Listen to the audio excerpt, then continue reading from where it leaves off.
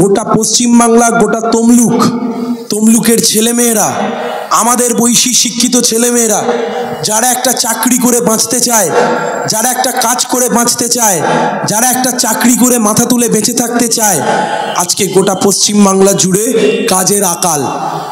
গোটা দেশের সমীক্ষা বলছে 3 জন ছেলে মেয়ে পিছু 1 জন ছেলে মেয়ে আজকে সম্পূর্ণ বেকার হয়ে বসে আছে। শিক্ষিত প্রজন্ম, বাবা মা ছোট থেকে পড়াশোনা শেখালো, বড় হয়ে একটা কাজ করব, সংসারে 2 পয়সা দেব, পরিবারের মুখে 2 ভাত তুলে দেব।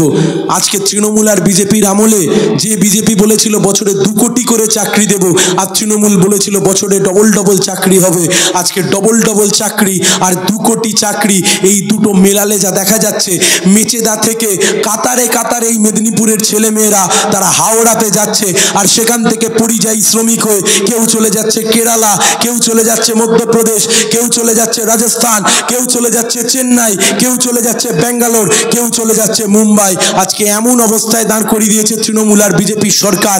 আজকে এমন অবস্থায় দাঁড়িয়েছি আমরা যে পড়াশোনা শেষ করবার পরে একটা চাকরি পাচ্ছি না, পড়াশোনা শেষ করবার পরে একটা কাজ পাচ্ছি না, পরিযায়ী শ্রমিক হয়ে আজকে আমাদেরকে অন্য রাজ্যে কাজ করতে যেতে হচ্ছে। আজকে প্রশ্ন করবেন না, আজকে জানতে চাইবেন না? ঘুরুন কোলাঘাটের বাড়ি দেখবেন বাড়ি শিক্ষিত বেকার ছেলে মেয়েরা বসে আছে। যারা টোটো চালায়, কম বয়সী যারা টোটো চালক ড্রাইভাররা আছে, একদিন ডেকে কথা বলবেন, দেখবেন কেউ গ্র্যাজুয়েশন পাস, কেউ মাস্টার ডিগ্রি পাস, কেউ ক্লাস 12 পাস।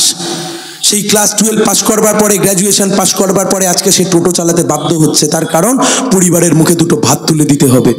কিন্তু এমনটা তো হওয়ার কথা ছিল না। এই পূর্ব মেদিনীপুর জেলার তমলুক লোকসভার মধ্যে একদিকে কোলাঘাট তাপবিদ্যুৎ কেন্দ্র, র্যামকো সিমেন্ট, আর অন্যদিকে সোজা চলে গেলে হলদিয়া। এই হলদিয়ার বুকে একের পর এক শিল্প, একের পর এক কলকারখানা। যে শিল্প কলকারখানা, হলদিয়া পেট্রোকেমিক্যালস, একের পর এক শিল্প কলকারখানায় হাজার শ্রমিকরা কাজ পেয়েছিল। এই শিল্প কলকারখানা তৈরি করেছিলাম আমরা, লাল ঝান্ডার সরকার। আজকে হলদিয়াতে শুভেন্দুবাবু, আপনি যখন এইচডিএ চেয়ারম্যান হলেন, হলদিয়া ডেভেলপমেন্ট অথরিটি চেয়ারম্যান হলেন, আপনি হলদিয়া ডেভেলপমেন্ট অথরিটি চেয়ারম্যান হওয়ার পরে হলদিয়াতে নতুন করে একটা কোনো শিল্প কলকারখানা এলো না।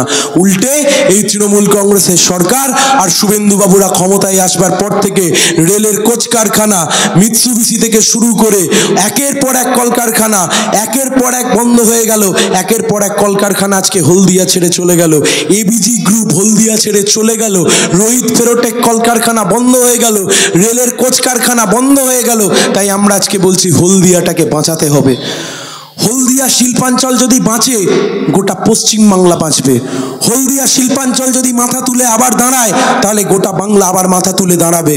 হলদিয়া বন্দর, হলদি নদীতে ড্রেজিং করলো না দিনের পর দিন। আজকে বিজেপি কোন লজ্জায় ভোট চাইতে আসছে, কোন মুখে ভোট চাই